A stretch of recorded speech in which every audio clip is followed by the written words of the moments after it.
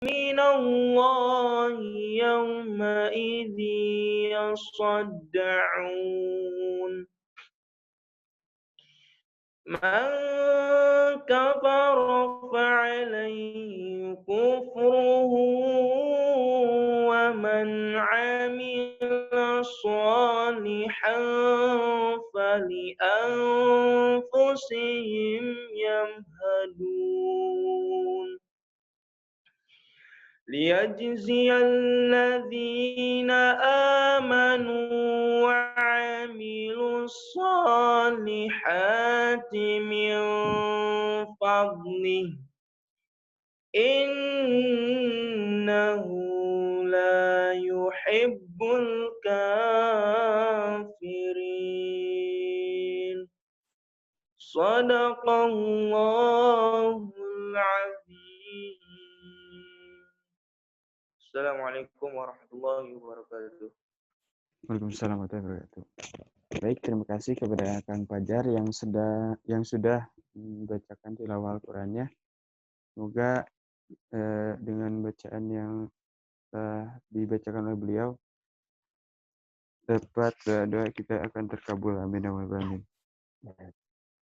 Baik, sebelumnya diingatkan juga kepada sahabat semuanya, nanti siapkan pertanyaan-pertanyaan terbaik dan nanti akan setelah materi akan ada sesi tanya jawab. Maka dari itu siapkan pertanyaan yang terbaik. Bisa ditulis di kolom chat atau langsung. Maka dari itu simak materi yang akan disampaikan nanti oleh Ustaz Dedi. Baik, langsung saja pada inti acara yaitu penyampaian materi oleh Ustaz Dedi Muharam. Padanya waktu dan tempat saya persilahkan. Silakan Ustaz. Assalamualaikum warahmatullahi wabarakatuh. Waalaikumsalam warahmatullahi wabarakatuh. Innal hamdalillah nahmaduhu wa nasta'inuhu wa nastaghfiruh wa na'udzu billahi min shururi anfusina wa min sayyiati a'malina may yahdihillahu fala mudilla lahu wa may yudlil fala hadiyalah. Asyhadu an la ilaha illallah wa asyhadu anna Muhammadan abduhu wa rasuluhu la nabiyya wa la rasula ba'da. Qala Allah ta'ala fi kitabihil karim a'udzu billahi minasyaitonir rajim. Allahu yakhrujukum min butuni ummahatikum la ta'lamuna syai'a wa ja'alakum as-sam'a wal absara wal afidah la'allakum tashkurun. Qala Nabi sallallahu alaihi wasallam man arada dunya fa alaihi bil ilmi wa man arada al akhirah fa alaihi bil ilmi wa man aradahuma fa alaihi bil ilmi. Alhamdulillah, pada kesempatan pagi ini hari Sabtu hari Minggu 11 Oktober 2020 bisa bertemu meskipun melalui virtual.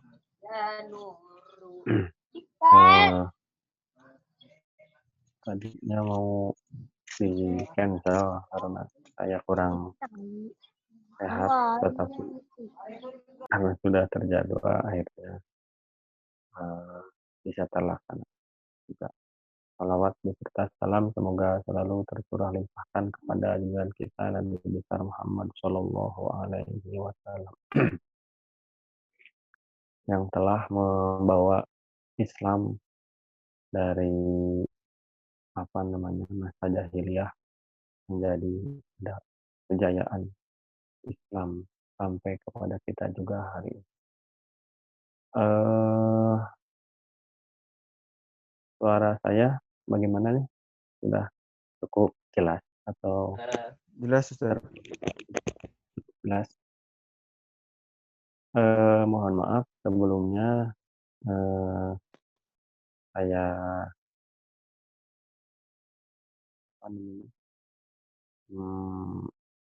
tema topik hari ini requestnya dari LDK-nya apa itu pergaulan dalam Islam ya. Jadi saya dapat info ngisi, kemudian tidak lama kemudian kalau nggak salah udah ada posternya dengan judul tersebut. Tadinya saya mau membawakan yang lain karena sudah ada posternya, jadi apa namanya, ganti topik ke yang sekarang. Baik, langsung mulai aja ya. Siapa MC-nya? Tadi Septa ya. Ya, Ustaz. Kalau misalnya udah ada.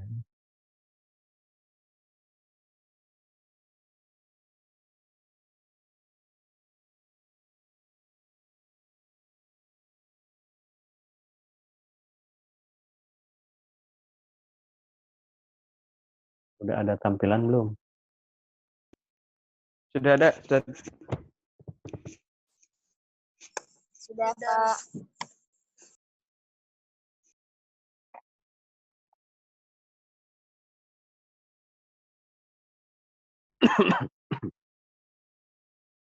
Sudah ada ya?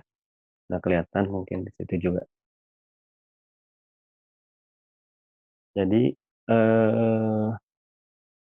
temanya sesuai yang diminta oleh teman-teman LDK, materinya tentang pergaulan. Berasal dari kata apa nih kalau dalam bahasa Indonesia, gaul berarti. Gaul.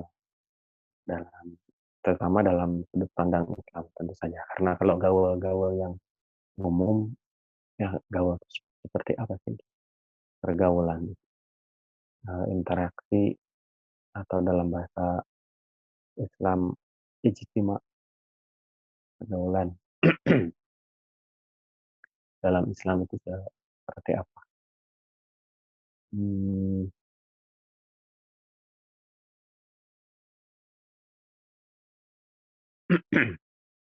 Di sini saya kasih pengantar terlebih dahulu bahwasanya pergaulan atau dalam bahasa Arab ijtima, pria dengan pria atau wanita dengan wanita tidak memerlukan peraturan. Saya kasih poin pertama di situ. Seperti itu. Artinya kalau sejenis mah nggak masalah, nggak banyak menimbulkan masalah dibanding kalau berbeda jenis pergaulan. Jadi kalau Septa misalkan sama siapa, misalkan temannya Ridwan, ya kan tidak memerlukan banyak peraturan karena satu jenis, dalam hal ini ininya sama, jenis kelaminnya sama. Begitupun kalau wanita dengan wanita, tidak ribet, harusnya tidak ribet karena kan satu kelompok. Tetapi yang berbeda itu ketika pergaulan antara pria dan wanita atau sebaliknya, antara wanita dengan pria, inilah yang memerlukan sebuah peraturan, pengaturan, karena ternyata menimbulkan banyak masalah kalau dibiarkan atau alami kepada manusia. Apalagi masyarakat saat ini dipenuhi oleh pemahaman ideologi yang salah. Kita tahu bahwasanya ideologi yang sekarang di apa namanya, di masyarakat itu adalah kapitalisme dengan berbagai macam pemahamannya, dengan akidahnya sekularisme, dengan aspek sosialnya yang individualistik dan lain-lain. Tentu saja sudut pandangan tentang bagaimana mereka memahami pergaulan ini menjadi salah karena ideologinya juga sudah salah, akidahnya yang mendasar sudah, sehingga muncullah orang-orang Islam yang liberal. Ini masyarakat Islam. Kalau masyarakat yang bukan Islam udah pasti lebih kacau lagi. Kalau masyarakat yang non Muslim lebih kacau lagi. Yang Muslim saja karena adanya pemahaman yang bersumber dari ideologi yang salah ini, baik itu hadorohnya, pemahaman tentang hadoroh madaniyah, dan lain-lain. Yang pertama muncul golongan Islam tapi liberal. Berarti dia golongan Islam tetapi pro atau sesuai settingan Barat. Barat ini disebut Amerika, Inggris, Eropa lah. Yang secara umum sistem pemerintahannya menggunakan kapitalisme. Yang pertama liberal, jadi bebas. Islam tetapi Islam yang liberal. Yang kedua, makanya ada istilah jaringan Islam liberal. Islam tapi liberal. Yang kedua, ada mungkin bisa disebut dengan moderat. Jaringan Islam tidak liberal, tidak pro terhadap pemahaman Barat, tetapi juga tidak memegang teguh Islam yang sebenarnya. Nah, mereka berdalih ini Islam pertengahan. Islam pertengahan, Islam yang berusaha mencoba mencocok-cocokkan dengan kondisi saat ini. Islam yang tanda petik tidak kuno lagi, karena mereka menganggap Islam yang dulu ini kuno. Harusnya harus moderat, Islam itu harus mengikuti perkembangan zaman menurut mereka. Ya, termasuk dalam aspek pergaulan. Yang kemudian ada yang fanatik, ya fanatik, tapi fanatik yang salah, tapi nanti ada yang fanatik yang benar. Fanatik yang salah adalah yang terlalu jumud dalam menganggap Islam terlalu kaku. Nanti ada. Kemudian ada yang fanatik yang benar yang sesuai dengan apa yang diinikan dalam Al-Quran, As-Sunnah, dan sumber-sumber hukum Islam lainnya. Itu ada yang seperti itu. Yang benar kan harusnya begitu. Kata Al-Quran begitu, ya begitu. Maka perlu adanya sebuah sistem pergaulan yang menyeluruh dan mendalam. Dalam hal ini, perlu ada sebuah sistem yang mengatur bagaimana manusia itu melakukan pergaulan. Bagaimana manusia itu melakukan interaksi, terutama yang berbeda jenis kelamin tadi. Pergaulan laki-laki dan perempuan. Laki dengan laki-laki tadi tidak menimbulkan banyak masalah. Tapi kalau udah interaksi laki-laki dan perempuan, itulah perlu ada suatu sistem pergaulan yang menyeluruh. Dalam hal ini, Islam sebagai ideologi yang kita emban saat ini punya sebuah solusi yang disebut dengan sistemnya namanya Nizamul Ijtima'i. Nah ini kalau antum ngajinya terus, itu ada nanti pada saat halaqah itu akan ketemu kitab ini. Nizamul Ijtima'i dibahas tersendiri dalam sebuah kitab khusus. Ini berarti kita mutabanat ke urutan keberapa? Ke-6. Kalau tidak ya. Kita mutabanat pertama kan Nizamul Islam. Nanti kemudian Ataqatul Hijri. Kemudian nanti Mafahim. Kita ketiga Mafahim. Kemudian yang sunahnya itu min muqawimatin nafsiyah.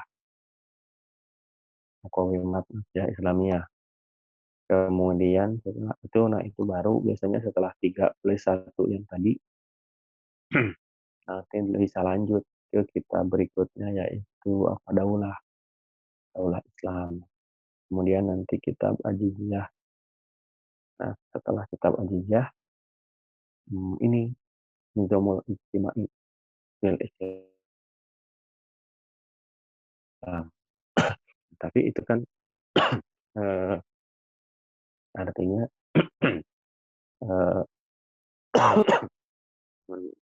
saya rada sehat. Kita lanjutkan. Ini jadi pengantarnya seperti itu.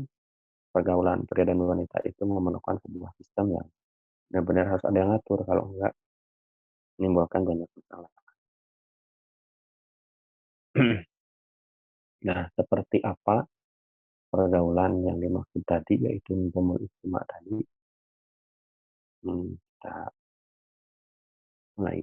Nah, sekarang kita bahas dulu tentang man versus woman, laki-laki versus wanita, atau laki-laki dan wanitanya jangan seperti dilawan-lawankan begitu ya, versus gitu ya. Dalam hal ini, mulai dari Allah selaku Asy'ari yang menyeru membuat taklid kepada manusia. Jadi objeknya itu banyak sekali taklid hukum yang sifatnya manusia. Artinya tidak peduli dia itu laki-laki atau pria maupun wanita. Banyak sekali taklid hukum yang jadi dasar objeknya itu adalah seruannya itu Abu Syari'nya itu kepada manusia. Contohnya perintah sholat. Perintah sholat itu kepada laki-laki, kepada wanita juga sholat. Misalkan haji, pada laki-laki atau pria dan juga wanita harus haji. Jadi banyak sekali yang sifatnya objeknya adalah manusia secara umum, bukan ini untuk pria, ini untuk wanita. Pria dan wanita tidak berbeda dalam aspek kemanusiaan. Jadi pria dan wanita ini sama dalam hal aspek kemanusiaan. Sama Allah diciptakan sama dalam aspek kemanusiaan. Allah menciptakan potensi kehidupan yang sama pada laki-laki atau pria dan wanita. Laki-laki punya hajatul udhawiyah, kebutuhan jasmani. Wanita juga punya. Laki-laki lapar, salah dari tadi laki-laki biar sama pria dan wanita aja. Pria dan wanita pembahasan sama aja kan. Pria punya hajatul udhawiyah, wanita juga punya. Pria punya rasa haus, wanita juga punya. Wanita punya lapar, laki-laki atau pria juga punya rasa itu. Hajatul udhawiyah sama, kebutuhan jasmani sama. Begitupun pada naluri atau kalau bahasa ininya gorijah. Gorijah ini yang kita tahu ada 3, gorijah bako, gorijah tadayun, gorijah nau. Itu dimiliki sama baik laki-laki maupun perempuan. Perempuan punya gorijah bako, laki-laki juga punya.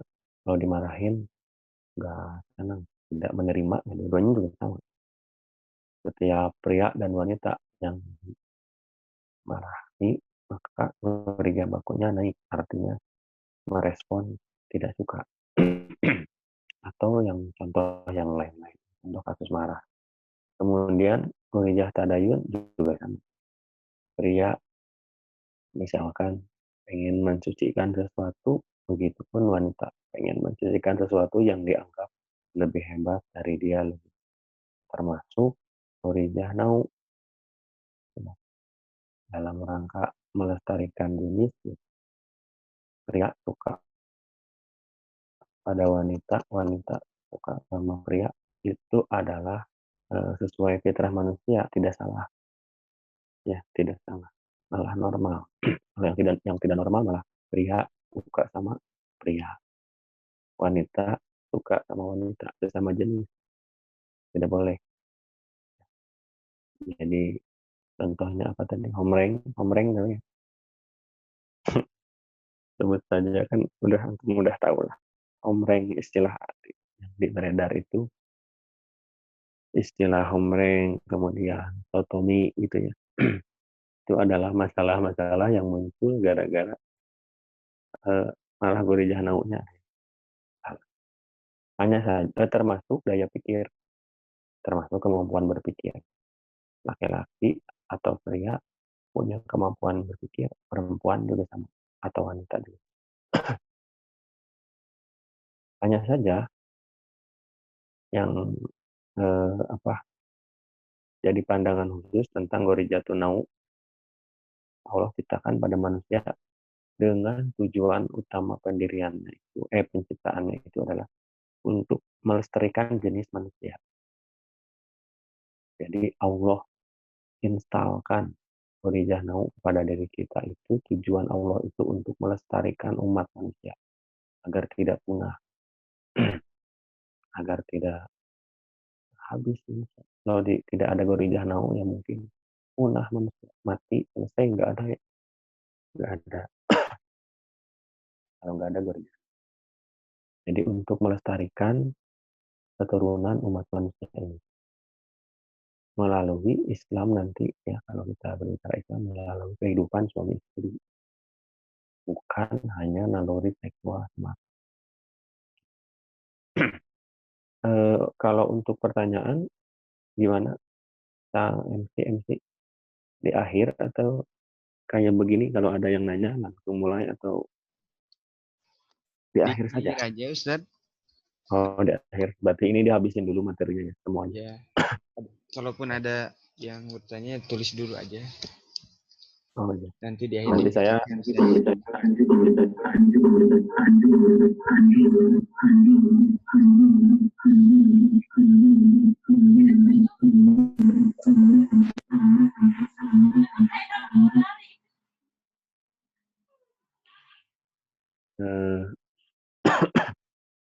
jadi antara pria dan wanita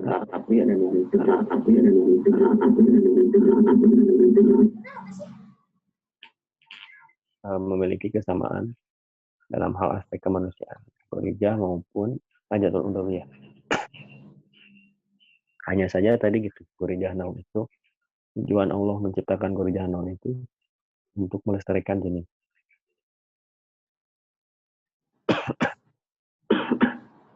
Banyak sekali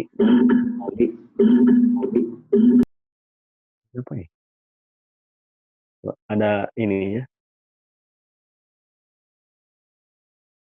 Halo, tes. Masih kedengaran jelas nggak? Pemirsa? Iya Mas. Masih Ustaz. Ada. Masih. Tadi. Masih Ustaz.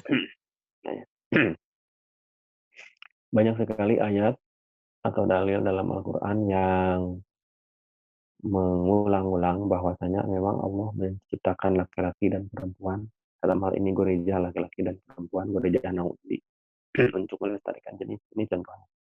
Surat An-Nahl surat ke-16 ayat 72. A'udzubillahi minasyaitonirrajim. Bismillahirrahmanirrahim. Allahu ja'alakum min anfusikum azwaja wa ja'ala lakum min azwajikum banin. Potongan ayatnya seperti itu. Hanya itu titik-titik, artinya masih ada kelanjutan. Wallahu ja'alakum, dan Allah telah menjadikan kamu min anfusikum, dari jenismu sendiri. Ajwaja wa ja'alakum min ajwajikum, dan sudah menjadikan dari istri-istrimu itu banina, anak-anak dan cucu-cucu turunan. Jadi tujuan Allah menciptakan gorijah nau itu, laki-laki suka sama perempuan, pria suka sama wanita. Nanti tujuan penciptaan ini adalah untuk melestarikan jenis manusia, agar dalam interaksi atau hubungan pergaulan laki-laki dan perempuan itu nanti keturunan manusia jadi lestari, jadi tidak punah, punya anak, punya cucu. Ini salah satu dalil dalam Al-Quran.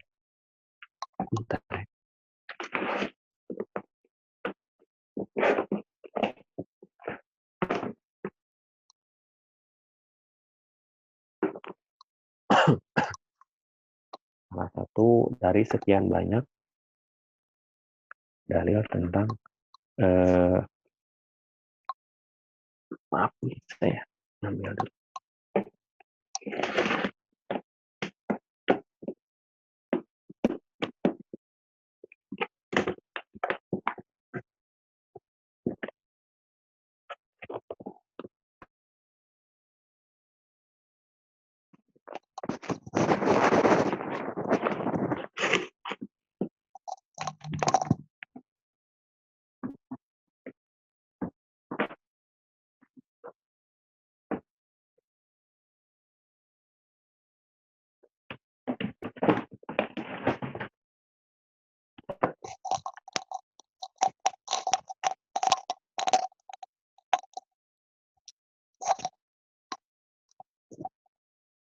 Halo, halo, tes, tes. Ya, Pak. Kedengeran ya? Ya, Ada, Pak. tadi Kedengeran Pak. suara si Usep. Iya Pak. Itu beneran suaramu. Mana Kedengeran Pak. Pak, kenal suara saya nggak, Pak? kedengeran gini. Tadi ngambil dulu minum.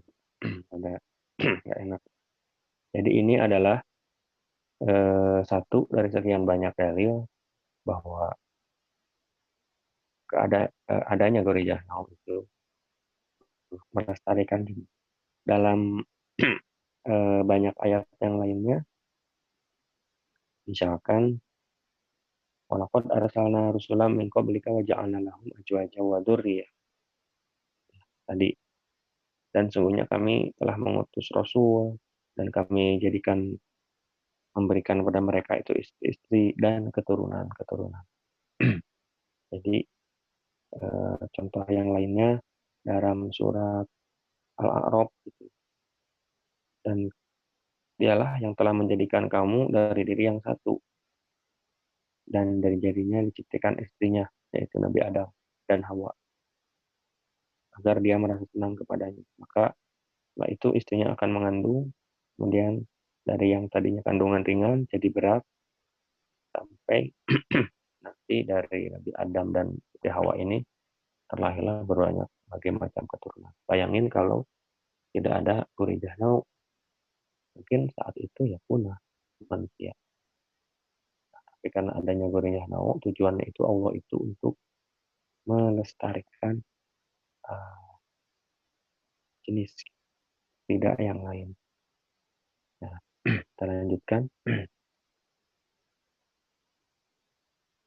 Sekarang fakta tentang naluri. Ya, kita tahu tadi kita bahas ada 3 naluri atau gorija. Gorija bako, gorija apa tadi? Tadayun, gorija now.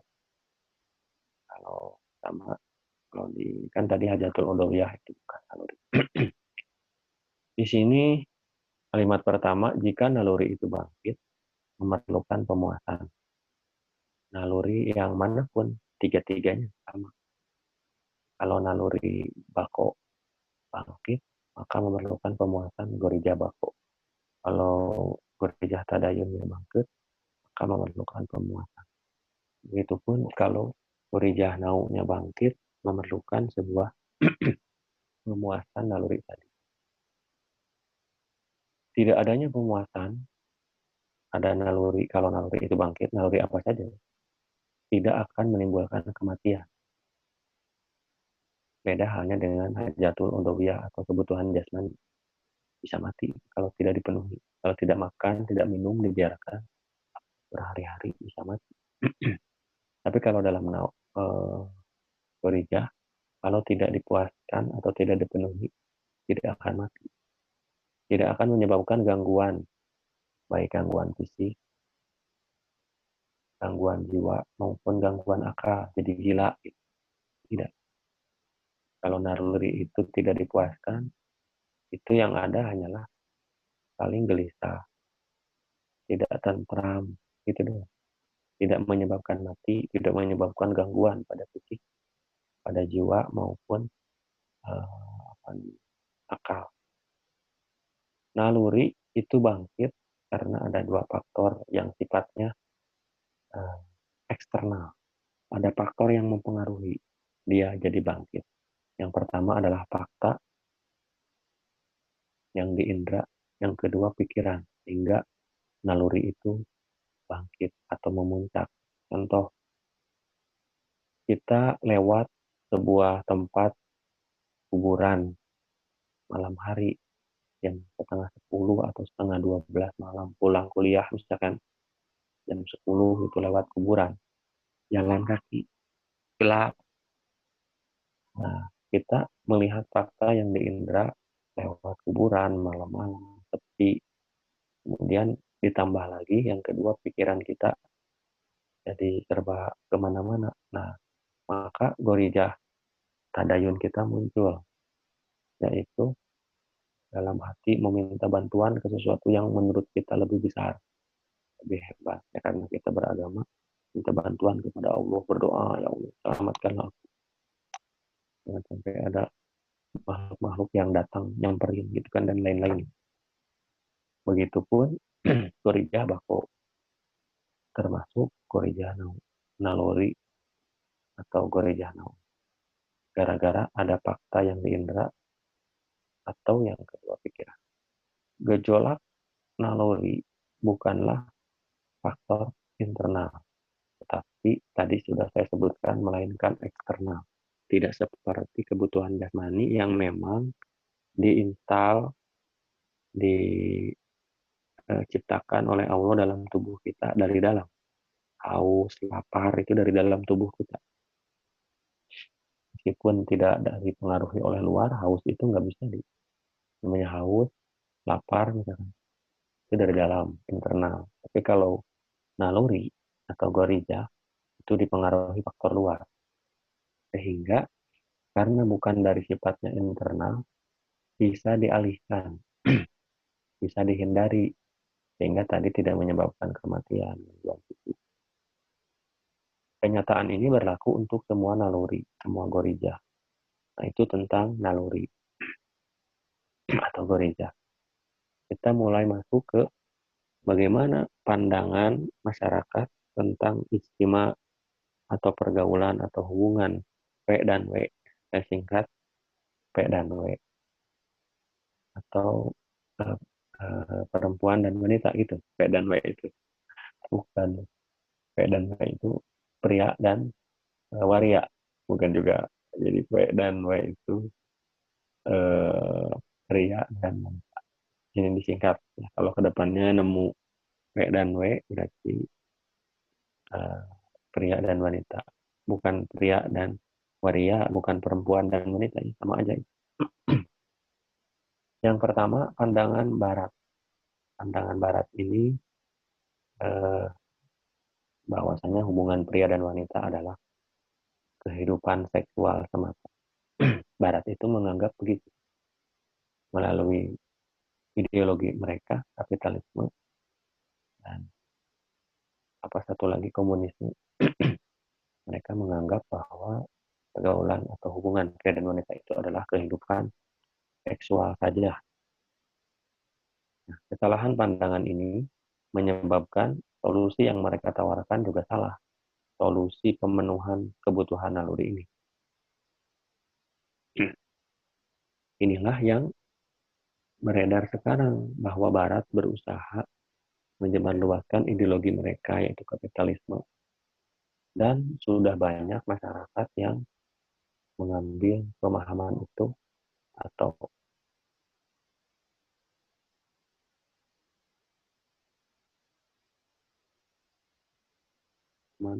jadi nggak ada.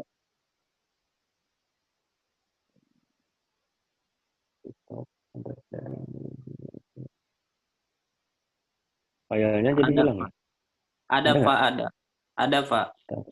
Di saya kok jadi saya malah genap ya.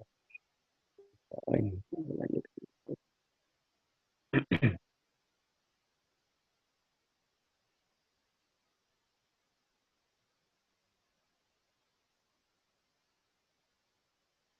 Sudah ada ya. Halamannya udah pas sekarang pandangan Barat. Pandangan Islam, sementara pandangan Islam memandang bahwa ideologi Islam memandang bahwa hubungan P dan W, ya, pria dan wanita adalah fokus pada tujuan diciptakannya gorijah tadi.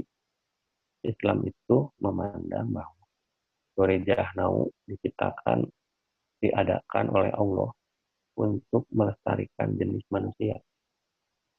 Berarti bukan hanya kehidupan seksual semata. Kalau Barat kan mereka menganggap ya sudah ini kan kehidupan seksual. Tetapi kalau dalam Islam memandang enggak, Allah itu menciptakan gorijah nau itu untuk melestarikan jenis manusia biar tidak punah. Dan itu pun bukan kata kita orang Islam, tetapi ini kata Allah.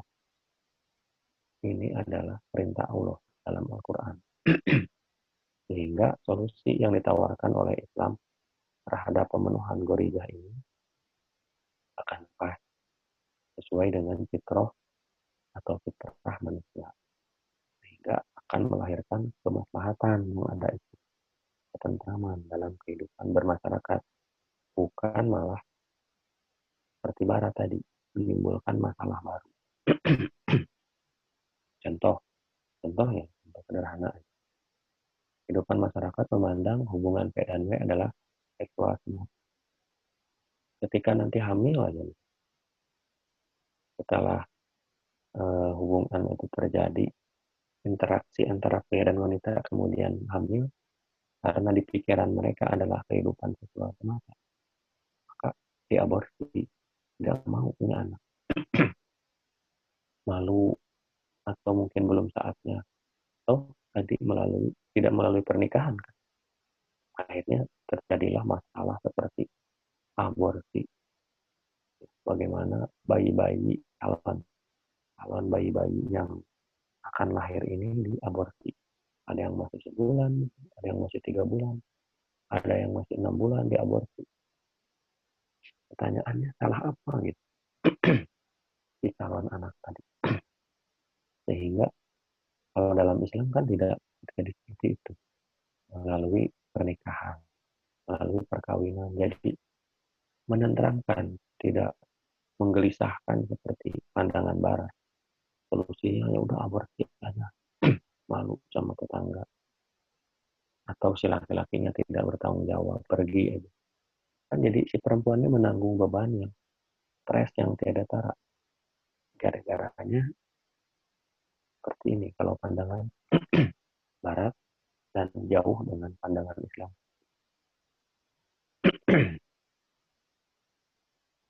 Bagaimana pengaturan atau sistem pergaulan dalam Islam itu?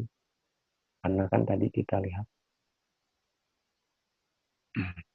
bahwa faktanya wanita itu dapat membangkitkan naluri seksual. Nah, ini pembahasan ini jadi membahas mengerucut lebih ke gorijah nau ya. Karena kalau gorijah tadayun, gorijah bako nanti akan di pembahasan tersendiri lah tentang sistem pergaulan.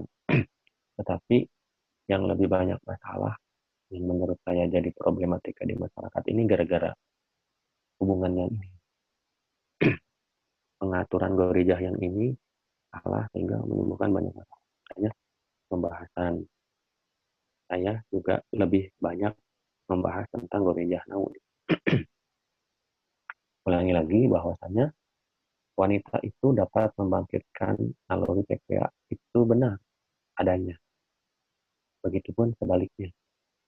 Pria bisa membangkitkan naluri wanita. Itu juga benar. Artinya saat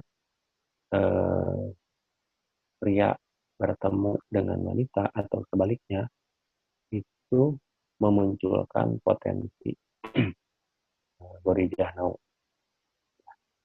Tetapi tidak semua atau tidak berarti naluri tersebut pasti muncul saat terjadi sebuah pergaulan interaksi antara wanita dan pria.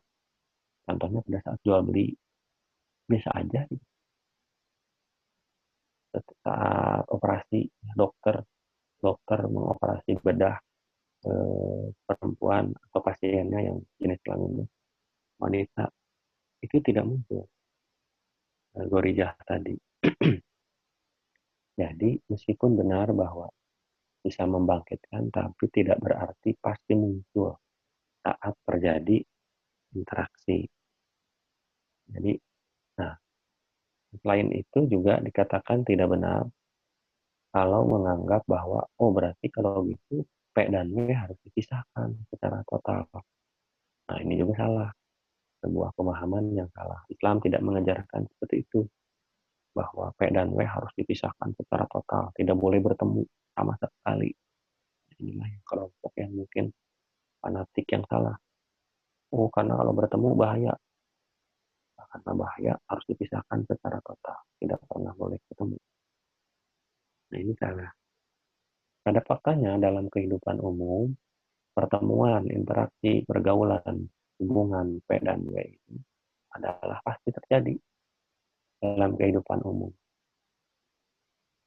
Dan masing-masing memang membutuhkan kerjasama. Nggak bisa gitu dipisahkan secara total. Pada faktanya manusia ini makhluk sosial. Contohnya bekerja sama itu memang dibutuhkan dalam kehidupan. Contohnya nafkah. Perempuan butuh laki-laki untuk menafkahi dirinya. Bekerja sama. Pengasuhan anak. Pria butuh wanita dalam hal pengasuhan anak. Wanita lebih dominan, lebih terampil dalam hal pengasuhan anak dibanding pria. Mungkin kalau ada anak bayi nangis, mungkin pria itu merasa risih atau berisik itu ada laki-laki, ada bayi atau anak-anak nangis. Tapi kalau naluri seorang wanita dalam pengasuhan anak akan malah mengasuh. Sehingga di sini dikatakan kerjasama itu tidak bisa dihindari. Pada faktanya pasti terjadi saja. Kemudian dalam aktivitas muamalah, menjual beli, ya gimana? Pasti tidak bisa dihindari. Artinya ini adalah fakta juga bahwa P dan W ini pasti bertemu dan tidak bisa dihindari untuk dipisahkan secara total. Jadi yang benar gimana? bahwasanya wanita dan pria kalau bertemu memunculkan potensi gorijah tadi, tapi tidak selalu muncul. Berarti ada yang mengatakan ya udah dipisah aja, jangan bertemu laki-laki, perempuan. Tidak bisa. Faktanya yang terjadi itu dalam kehidupan masyarakat itu P dan W ini pasti bertemu karena dalam sifat terutama dalam hal kerjasama kehidupan. Misalkan muamalah mengajar, kegiatan belajar mengajar, atau dokter dan pasien, jual beli, nafkah, pengasuhan anak, nggak bisa. Artinya memang memungkinkan untuk kerjasama, tidak bisa P dan P saja, W dan W saja. Nah, jadi yang benar ini kembali lagi pandangan ini adalah menurut Islam harus ada yang mengatur, sistem yang mengatur, sebuah peraturan yang mengatur, dan itu disebut nizamul ijtimai dalam Islam itu disebut.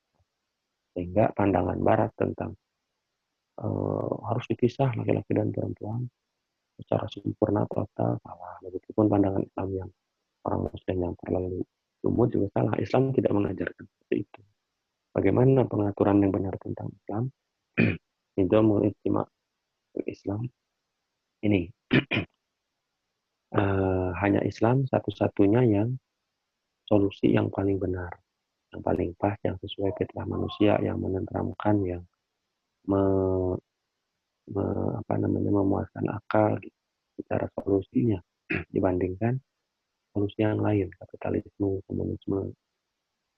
Islam adalah solusi yang paling pas. Nizamul Islam, sistem peraturan Islam, mobil khusus ini nizamul ijtimai, menjadikan akidah ini sebagai asas, fondasi, dan hukum-hukum syariat Islam sebagai tolak ukur perbuatan. Hukum asal perbuatan itu terikat dengan hukum syarat. Dalam Islam begitu, termasuk nizamul ijtimai. Memandang manusia memiliki naluri, perasaan, kecenderungan, dan akal. Islam memandang bahwa manusia ini punya gorijah namu, punya gorijah mako, punya gorijah tadayun yang tidak bisa dinolkan, yang tidak bisa dipunahkan, ditiadakan, tidak bisa. Laki-laki suka sama perempuan itu alami. Dan Islam mengakui normal ya, perasaan laki-laki sama perempuan itu dalam Islam mengakui tidak seperti mungkin kita contoh biarawati atau pendeta atau biksu. Mereka kan kalau sudah jadi biksu tanda petik jadi ditiadakan, harus mengabdi sama Tuhan. Ya udah, tidak boleh eh,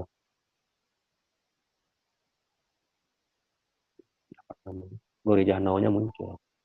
Islam memandang naluri seksual hanya manusia hanya semata-mata untuk melestarikan jenis, bukan yang lain, bukan yang rendah atau yang kecil seperti pandangan barat, hanya seksual saja.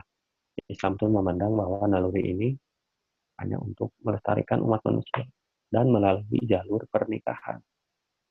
Tidak sembarang solusi melalui jalur pernikahan. Karena pada faktanya hanya yang sudah dewasa gorijah itu muncul. Kalau anak kecil makan tidak. Pria dan wanita atau anak laki-laki dan anak perempuan yang belum dewasa, yang masih kecil itu tidak muncul. Jadi yang sudah matang secara gorijah naunya dialah. Saat itulah bisa menawarkan solusi pernikahan. Sistem ini atau Islam ini, nizamul Islam ini, nizamul ijtimai ini juga menjamin kerjasama yang membawa kebaikan antara P dan W, baik bagi dia sendiri, baik individu maupun masyarakat. Jadi Islam memandang juga perlu kerjasama, nggak bisa dipisahkan secara total. Nah, kemudian Islam juga menjadikan tujuan tertinggi yaitu ridho Allah sebagai pengendali interaksi hubungan pergaulan ini. Jadi ada ridho Allah, karena P dan W ini sudah dipahamkan tentang akidah, syariah, termasuk tujuannya itu ridho Allah. Sehingga kesucian, ketakwaan ini menjadi penentu interaksi mereka. Jadi meskipun tadi sudah ada solusi nikah, tetapi tujuannya ridho Allah. Ketakwaan, kesucian di situ dijadikan penentu asal nikah. Gitu. Tidak mata-mata biar lebih bertakwa, biar Allah lebih ridho terhadap hidup kita. Islam itu begitu beberapa perspektif Islam tentang nizamul ijtimai.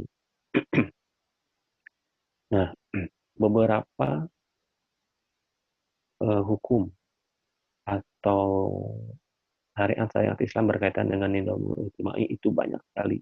Bahkan tadi saya sampaikan nggak akan selesai satu pertemuan orang ini membahas satu kitab gitu. Makanya ini mungkin hanya pengantar. Ini Om Septa ini MC sampai jam berapa ya? Maksudnya 15. Dibatasi waktu kan? MC, halo? Kenapa? Sampai jam berapa? Sampai Setengah jam 7. 7 biasanya. Sampai jam 7. Iya. Nggak ada konsumsi ya? Masing-masing. Konsumsinya masing-masing. Dari tadi apa namanya? Malah mikirin ke situ. Susah juga ya kalau di musim corona gini. Iya. Jadi maksudnya kurang bagaimanapun kurang optimal namanya online. Tapi ya kita tetap harus ngambil sisi positifnya. Berarti sampai jam 7, tapi kayaknya gimana nanti lah ya. Takutnya kelamaan. Di stop saja. Ya, Yang pertama ya, berikut beberapa hukum-hukum atau hukum-hukum dalam Nizamul Ijtimai fil Islam. Banyak sekali, cuman saya karena keterbatasan waktu juga ini dirinci. Tidak bisa merinci satu-satu karena ini luas sekali. Yang pertama adalah Islam itu mengharuskan baik laki-laki maupun perempuan untuk menundukkan pandangan. Ini solusi pertama dalam Islam. atau nizamul ijtima'i, hukum-hukum yang pertamanya ini adalah ini. Laki-laki dan perempuan wajib menundukkan pandangan. Karena perintahnya ya ini. Surat An-Nur ayat berapa itu? 30 sama 31. Katakanlah kepada orang laki-laki yang beriman, hendaklah mereka menahan pandangannya dan memelihara kemaluannya. Yang demikian itu adalah lebih suci bagi mereka. Ya, kalau dalam bahasa Arabnya, kulil mu'minina yaghuddu min absarihim wa yahfadzu furujahum dzalika azka lahum. Lebih suci bagi mereka. Dan katakan juga kepada orang wanita yang beriman, hendaklah mereka memelihara sama.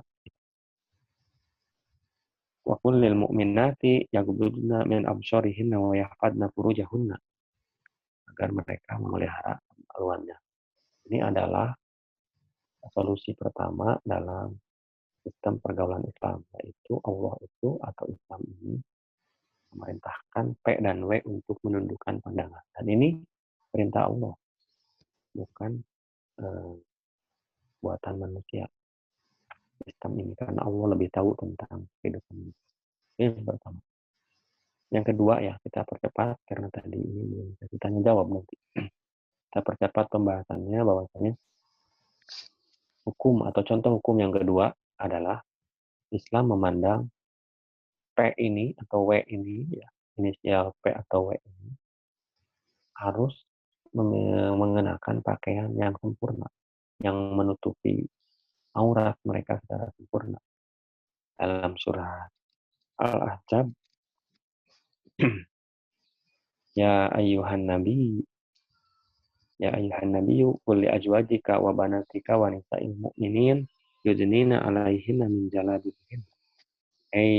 Nabi, katakanlah kepada istrimu dan anak perempuanmu dan istri orang mukmin, yudnina 'alaihinna min jalabi, mengulurkan jilbabnya ke seluruh tubuh mereka. Inilah ada kata yang nanti kita kenal dengan jilbab. Jadi pakaian wanita itu yang pertama jilbab atau irkho, yang menjuntai dari leher sampai ke bawah. Dan perintah yang lainnya contohnya dalam surat An-Nur ayat 31. Wala yubdina zinatahunna illa ma dhahara minha wa yadribna bi khumurina ala jujubihin. Perintah untuk mengenakan kerudung. Dan janganlah mereka menampakkan perhiasan kecuali yang biasa tampak dari. Yaitu yang biasa tampak itu adalah nanti dalil-dalil mengerucut pada tangan dan wajah, telapak tangan dan wajah. Yang lainnya berarti aurat. Nah, dan hendaklah mereka menutup kain kerudung dari atas sampai ke dada. Wajadribna bihumurihinna jujubihinna. Jadi pakaian wanita itu, Islam itu menuntut untuk wanita itu mengenakan pakaian secara sempurna, yaitu jilbab dan kerudung atau khimar, bukan homar. Nah, ini karena pembahasannya banyak, juga saya persingkat ya. Ini poin-poinnya saja, mungkin dalilnya bisa kita temukan di banyak Al-Quran. Yang ketiga, tentang Islam melarang seorang wanita melakukan safar, ya, perjalanan dari satu tempat ke tempat lain selama sehari semalam, kecuali disertai dengan mahram. Jadi Islam melarang seorang wanita bepergian sendirian tanpa mahram. Dalilnya apa? Nanti dalam hadis itu ada, tidak halal seorang wanita yang beriman kepada Allah dan hari akhir melakukan perjalanan sehari semalam kecuali disertai mahramnya. Jadi Islam melarang perjalanan satu hari semalam tanpa mahram. Ya. Makanya hati-hati tentang nomor 3. Kalau perjalanan kita misalkan kalau dari Bogor ke Sukabumi kan nggak sehari semalam. Bayangin kalau yang jauh-jauh, anak Erahma yang daerah Indonesia Timur, harus hati-hati. Nomor 3. Yang keempat, Islam melarang pria dan wanita untuk berkholwat. berkhulwat itu berdua-duaan, kecuali wanita itu disertai mahramnya. Ayatnya atau dalilnya banyak. Salah satunya dalam hadis, la yakhluna rajulun bi imra'atin ila wa ma'adhi mahram. Janganlah sekali-kali seorang pria dan wanita itu berkhulwat berdua-duaan, kecuali jika wanita itu disertai mahram. Misalkan kakaknya, ada bapaknya. Jadi tidak boleh berkhulwat. Islam, peraturan Islam, nizamul ijtima'i Islam, nomor 4 salah satunya tidak boleh berkhulwat. Yang kelima, Islam melarang wanita keluar dari rumahnya kecuali izin suaminya. Nah, ini poin kelima. Islam melarang para istri-istri untuk keluar dari rumahnya kecuali seizin suaminya. Karena suami itu berhak atas istrinya. Ya. Ininya banyak sekali perintahnya dalam. Contohnya, ittaqillah ya, wala tukhalifi zaujak. Hendaklah kamu bertakwa kepada Allah dan janganlah engkau melanggar pesan suamimu. Suamimu itu misalkan jangan keluar ya. Nah, jadi ketaatan seorang istri, seorang wanita kepada suaminya itu perintah hukum syara, perintah Allah. Bagian dari nizamul ijtima'i fil Islam. Yang keenam, Islam menjaga dalam kehidupan khusus. Jadi komunitas wanita dengan komunitas wanita. Komunitas wanita terpisah dari komunitas pria. Begitu juga di dalam masjid, sekolah. Artinya Islam ini telah menetapkan bahwa wanita ini hendaknya hidup di tengah kaum wanita secara umum, secara keseluruhan gitu. Akan aman kalau dalam komunitas mereka masih. Sedangkan pria hendaknya hidup di tengah-tengah kaum pria. Contohnya misalkan praktek komputer gitu. Belajar itu akan lebih aman kalau makanya di era kan belajar SIE itu kan terpisah, laki-laki perempuan. Belajar itu juga dipisah. Meskipun ini kan sama kehidupan umum yang dicampur pun silahkan karena kan ini lagi belajar, tetapi akan lebih aman kalau dipisah. Dalam sholat Islam kan dipisah. Jamaah laki-laki di sini, jamaah perempuan di sini. Di masjid kan begitu. Yang ketujuh, Islam sangat menjaga hubungan kerjasama. Ya, tadi kan bahkan di Islam percaya bahwa P dan W harus kerjasama. Tidak bisa, tidak kerjasama. Tetapi kerjasama dalam Islam diatur. Bersifat umum ini, contohnya muamalah ini, harus sifatnya muamalah. Bukan kerjasama yang sifatnya khusus. Seperti saling mengunjungi, kayak pacaran gitu kan. Pacaran saling mengunjungi tanpa mahram. P menghubungi W, ya, pria berkunjung ke wanita tanpa mahramnya. Itu bukan begitu, itu bukan kerjasama. Atau kerjasama itu tidak diatur dalam Islam. Yang diatur itu adalah yang di kerjasama yang sifatnya umum, seperti muamalah, jual beli, pendidikan. Kalau dalam sifatnya khusus, misalkan P dan W keluar bersama-sama untuk di sini dikatakan berdharma wisata. P dan W main berdua wisata. Nah itu malah dilarang. Kerjasama yang sifatnya seperti itu. Jadi dan banyak lagi nanti apa namanya di situ saya tulis dan sebagainya karena memang banyak tidak bisa disampaikan hari ini semuanya karena ini pembahasan yang sangat panjang. Nizamul ijtima'i itu banyak sekali. Itu adalah poin-poin utama yang yang apa namanya yang sangat terperas dari Nizamul ijtima'i. Kalau yang lain-lainnya misalkan tentu Islam memerintahkan P dan W ini agar saling bertakwa. Ini selain tadi ya, selain menundukkan pandangan dan lain-lain, Islam mengharuskan dalam banyak ayat. Ya ayyuhalladzina amanu taqullaha wa qulu qawlan sadida. Banyak ayatnya, perintah takwa itu banyak. Nah, karena kalau dengan bertakwa ini akan mencegah dari interaksi atau pergaulan yang membahayakan. Takwaan ini adalah pencegahan yang paling ampuh, itu adalah takwa. Kemudian hukum-hukum yang lainnya, Islam itu melarang P dan W ini untuk mengerjakan atau mengunjungi sesuatu tempat yang subhat. Subhat ya, tidak jelas. Subhat itu berarti masih remang-remang. Nah, Islam itu memerintahkan untuk tidak mengerjakan itu, tidak mendatangi, tidak tergelincir sama perbuatan yang subhat. Kemudian contoh-contoh ininya apa namanya? Nizam yang lain itu adalah Islam mendorong untuk segera menikah. Enggak. Mendorong segera menikah bagi yang sudah mampu. Bagi yang sudah mampu. Ya, makanya dalam hadisnya kan, wahai pemuda, kata Nabi, siapa saja di antara kalian yang telah mampu menanggung beban, hendaklah menikah. Kalau anak kecil kan belum mampu. Pria itu atau anak laki-laki pengen menikah saya, tapi dia belum mampu, ya jangan. Belum mampu menikah, pengen nikah-nikah. Jadi kalau sudah dewasa, misalkan sudah 17 tahun, punya pekerjaan, punya bisalah menanggung beban kehidupan dia dan istrinya.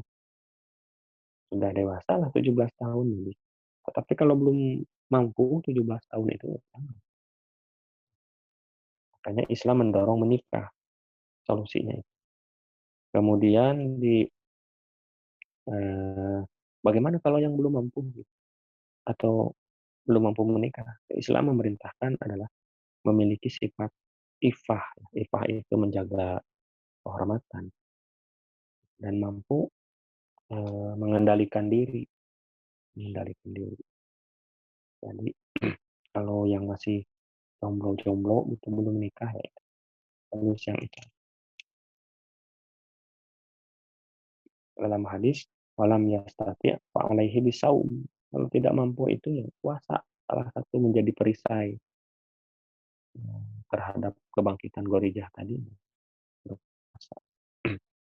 Karena tadi kembali lagi ke fakta naluri itu, bahwa naluri itu tidak menyebabkan kematian, bisa dialihkan, bisa dihindari, bisa diatur oleh manusia. Dan masih banyak lagi ya. Jadi karena kita keterbatasan waktu juga, terlalu siang, saya cukupkan dulu. Makanya mungkin di situ saya akhiri dari to be continue, ya, bersambung, karena ini harus bersambung, mungkin tidak cukup sampai sini. Terima kasih, saya kembalikan ke MC, mudah-mudahan banyak manfaatnya. Salahnya semata-mata kebodohan saya, kalau ada benar.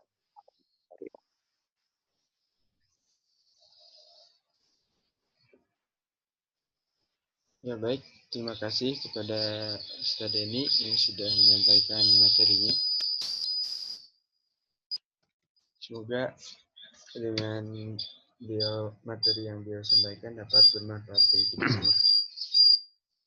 Langsung saja kita masuk ke sesi tanya jawab. Baik, kepada teman-teman semua bisa langsung bila ingin. Mudah-mudahan sudah cukup paham, jadi tidak ada pertanyaan. Kita tutup saja. Ada nggak? Ada yang nanya nggak? Tapi ada Ustaz di kolom chat. Oh ada. Iya, Ada di kolom. Dari Gusti ya. Banyak Assalamualaikum juga nih. warahmatullahi wabarakatuh. Terkait pria dan wanita tentang pembahasan awal. Sebenarnya ketika saling mendoakan untuk sama-sama ingin berjodoh, apa boleh Pak? Hukumnya bagaimana?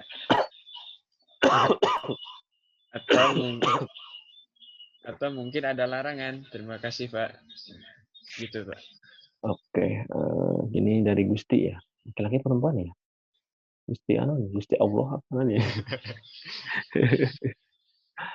Gusti itu laki-laki perempuan ini yang nanya. Saya nggak tahu lah pokoknya di sini Laki-laki, Gusti. Pak. Oh, laki-laki. Itu kan teh iya kalimatnya Gusti suka ada Gusti aja.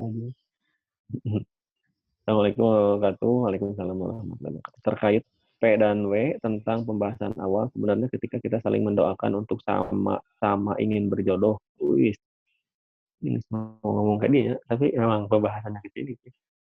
Disuruh saya sih LDK nyuruh saya tema tentang apa namanya pergaulan. Jadi pertanyaannya begini nih. Tadinya mas saya mau ngisi yang lain, tapi karena LDK-nya meminta judulnya tentang sistem pergaulan, akhirnya kan jadi begini pertanyaannya. Boleh apa tidak, hukumnya bagaimana, atau mungkin ada larangan. Terima kasih. Nah, yang pertama tadi ya dibahas di awal bahwa Islam tidak menafikan manusia itu memang punya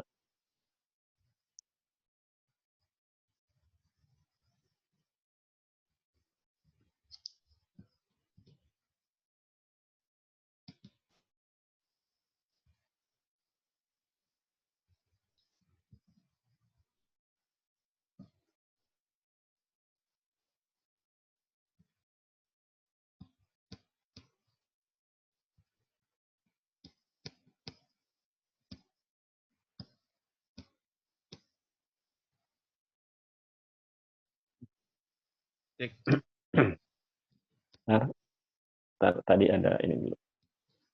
Jadi mana tadi Gusti ya. Oke. Bahwasanya tadi P dan W ini sudah dijelaskan lah di awal. Sekarang langsung aja ya karena waktunya langsung tidak bertele-tele ya jawabannya biar cepat. Saling mendoakan untuk sama-sama berjodoh ya. Kalau doa mah silahkan saja. Tidak dilarang. Yang dilarang apa tadi? Interaksi. Kalau mendoakan dari jauh-jauh kan misalkan si A anggaplah aja si Udin misalkan ya. Namanya yang P-nya namanya Udin, yang W-nya namanya Cucun.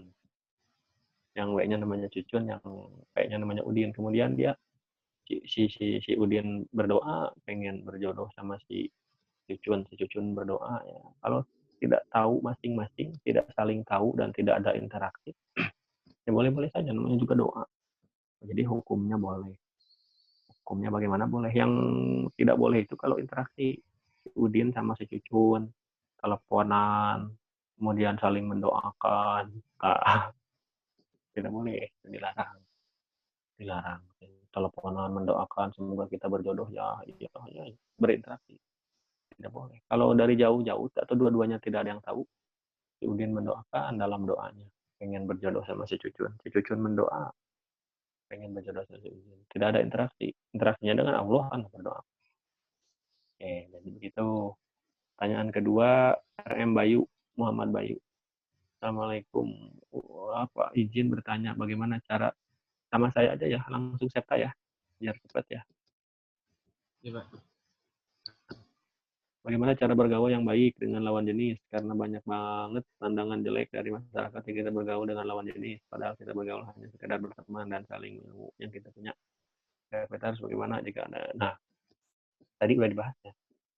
Tadi udah dibahas apa namanya patokan-patokannya. Silahkan nanti saya akan share lagi ini PT-nya, PDF-nya ini. Nanti di ini lagi. Cuman karena ini tadi udah dijawab sebenarnya melalui pembahasan tadi. Tapi nggak apa-apa, kita jawab ringkas berarti kerjasama atau interaksi itu dibolehkan dan dalam sifat muamalah yang umum. Ya, kerjasama antara P dan W dibolehkan dalam sifatnya kerjasama muamalah yang umum tadi sudah seperti aktivitas jual beli, misalkan kesehatan ya, dokter dengan pasien gitu muamalahnya. Kemudian belajar mengajar, guru dan dosen, dosen dan mahasiswa, guru dan murid. Pokoknya yang sifatnya muamalah sifatnya umum dibolehkan sebatas itu. Yang tidak boleh itu yang sifatnya khusus, kehidupan khusus. Contohnya tadi saling mengunjungi. Nah, belajarnya tuh di kosan atau si P-nya mengunjungi rumah si W-nya untuk belajar, tidak ada mahram. Kan maksudnya apa? Nah, itu tidak boleh. Jadi kita bagaimana sikap kita terhadap pandangan masyarakatnya. Makanya hati-hati, tadi sudah disampaikan, hindari tempat-tempat perbuatan-perbuatan yang mengandung subhat, yang masyarakat akan memandang jelek. Contoh ya, contoh. Saya membonceng di motor perempuan bukan istri saya. Saya membonceng perempuan di motor bukan istri saya. Lagi jalan di motor, tiba-tiba ketemu sama misalkan Bayu. Bayu anak era, kok Pak Denny membonceng perempuan lain, padahal itu bukan istrinya. Saya harus mengklarifikasi. Meskipun dia nggak nanya. Dan itu hukumnya berpahala. Saya harus mengklarifikasi. Takutnya si Bayu jadi salah paham. Wah, ini Pak Denny, ini pacarnya Pak Denny. Bukan istrinya. Padahal misalkan itu adik saya. Adik saya berarti mahram saya. Nah, jadi harus diklarifikasi. Jangan sampai menimbulkan subhat. Itu baik. Ya, karena waktu kita cepat dulu ya. Pertanyaan dari siapa nih? Waduh, hai Pak, siapa teman? Begini, saya punya teman, saya suka saya teman-teman saya itu suka nonton serial pria. Gimana gimana? Gimana tadi? Nonton serial. Gimana itu hukumnya? Gorijahnya kenapa ya? Cuma maksudnya gimana ini? Serial pria, homreng maksudnya. Atau gimana nih? Siapa yang nanya nih? Perlu klarifikasi nih. Ada film gini ya. Judul filmnya Boys Love gitu bukan? Film apa nih? Korea-Koreaan atau apa? Ada yang nanyanya bisa mengklarifikasi gimana maksudnya pertanyaannya itu? Saya punya teman ahwat, teman saya itu suka nonton serial pria. Oh, yang nontonnya wanita. Pokoknya yang tadi ya, secara umum saya sudah bahas tadi. Karena kita terbatas waktu, pertama suka beda jenis itu malah normal. Sesama jenis malah ngaco. Laki-laki malah suka sama laki-laki malah ngaco kan. Ayam jantan aja mengejar-ngejar ayam betina. Ini mah ayam jantan mengejar ayam jantan lagi gitu. Hanya untuk berhubungan seksual kan ngaco. Sudah keluar dari fitrah keayaman dan kemanusiaan. Tapi kalau wanita suka sama pria itu tidak dilarang. Bagaimana ini nggak menonton film yang apa namanya di situ tidak baik lah tontonannya, misalnya saya tidak tahu film Boys Love itu seperti apa, mungkin saya bisa kasih gambaran bagaimana kalau filmnya itu tidak baik. Nah, tidak hanya film Boys Love ya, boy apa aja mungkin, atau film yang lain secara umum, kalau yang sifat filmnya tidak baik, jadi kembali lagi ke hukum asal perbuatan itu terikat dengan hukum syarak, makruh, mubah, haram, wajib, sama sunnah. Yang jelas ketika di film itu malah misalkan mempertontonkan aurat, contoh ya, jadi haram hukumnya. Karena kan tadi ada dalil menundukkan pandangan. Kan ini di film sama aja ya, menundukkan pandangan itu baik ketemu langsung maupun virtual juga harus menundukkan pandangan online. Sekarang lagi online sama. Jadi tidak boleh haram hukumnya kalau malah di situ keluar dari jalur-jalur seperti mempertontonkan aurat, sifat apa namanya dan lain-lainnya lah ya. Saya tidak tahu filmnya seperti apa. Kemudian Ma'had Al-Ihsan izin bertanya, jika ada ikhwan yang suka sama ahwat dan ahwat juga suka sama ikhwan, tapi ahwatnya itu enggak anggap pacaran, tapi ikhwannya anggap pacaran. Wah itu. Jadi ahwatnya berdosa apa enggak? Jika ada ikhwan suka sama ahwat gitu ya. Tapi ahwatnya enggak anggap pacaran, tapi ikhwannya anggap pacaran. Jadi ahwatnya berdosa apa enggak? Gimana ya pertanyaannya? Baca coba. Jika ada ikhwan suka sama ahwat. Nah benar, pokoknya sampai kalimat itu berarti di sini Islam membenarkan fakta bahwa ikhwan tuh suka sama ahwat. Nah, dan ahwat juga sama ikhwan alami, benar. Sampai situ ya, tidak ada masalah sampai situ. Tapi akhwatnya itu enggak pacaran. Nah, ini yang sudah salah berarti. Kalau pacaran ini dilarang. Dilarang dalam Islam. Bahkan aktivitas jangan pacaran, berkholwat saja tadi sudah dilarang. Berdua-duaan di tempat, berdua-duaan laki-laki dan perempuan, tidak ada yang lain, itu tidak boleh. Apalagi pacaran kan udah sebuah hubungan, itu udah yang jauh, hubungan yang istilahnya cukup besar. Berduaan saja, misalkan ngobrol doang berdua, itu tidak boleh. Ya. Apalagi ini, jadi secara umum seperti itu. Minta izin, minta PDF-nya, udah kali ya, Serta ya, udah selesai semuanya. Belum Ustaz, belum kirim. Ada lagi? Ada yang nanya lagi emang? Ya, sudah. Udah belum? Udah juga. Mana yang belum terjawab? Sudah Ustaz. Udah ya? Ya. Udah. Mungkin sampai situ karena sekali lagi mungkin dari saya bahwa ini pembahasannya panjang. Belum ngomongin nikah-nikahnya, ini baru ngomongin ya yang umum doang gitu. Menentukan pandangan, jauhkan perkara subhat, takwa, wanita harus menutup dengan sempurna.